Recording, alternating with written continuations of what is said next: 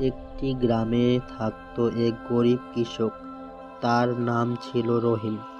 রহিমের স্ত্রী ছিল শান্ত ও পরিশ্রমিক। সবাই তাকে কাকিমা বলে ডাকত।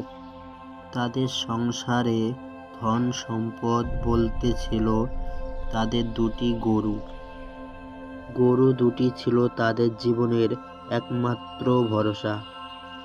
প্রতিদিন ভোরে রহিম মাঠে যেত কাজ খুঁজতে। কাজ না পেয়ে সে মন খারাপ করে বাড়ি ফেরত আসে। তার স্ত্রী গরু দুটিকে নিয়ে ঘাস কাটতে যেত।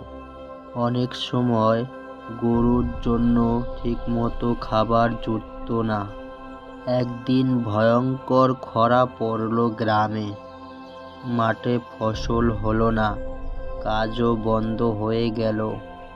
তাদের ঘরের অভাব আরো বেড়ে গেল। রহিম ও তার স্ত্রী অনেক রাত তারা না খেয়েই ঘুমাতো। তবুও রহিমের স্ত্রী হাল ছাড়েনি। সে বলল, আমাদেরকে আরো বেশি করে পরিশ্রম করতে হবে।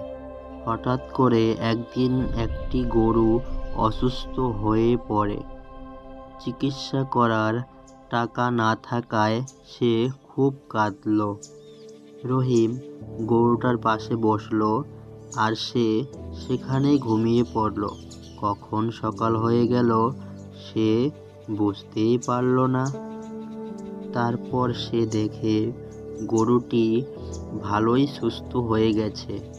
কয়েকদিন পর সেই গরু বেশি বেশি দুধ দিতে শুরু করলো। রহিমের স্ত্রী দুধ বিক্রি করে সামান্য টাকা পেল। আস্তে আস্তে দুটি গরুই ভালো দুধ দিতে লাগলো। তারা নিয়মিত দুধ বিক্রি করতে পারল। তাদের অভাব ধীরে ধীরে কমতে লাগলো। পরের দিন সকালে রহিম আবার তার ছোট্ট জমিতে চাষ শুরু করে দিল। এবার ফসল ভালো হলো। তাদের ঘরে আবার হাসি ফুটে উঠল।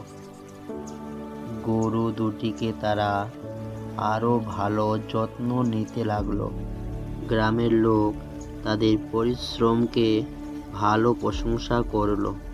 কষ্টে থাকলে যারা হাল ছাড়ে না, সুখ একদিন ঠিক তাদের দরজায় আসে। ভিডিওটি ভালো লাগলে একটা লাইক করে দেবেন।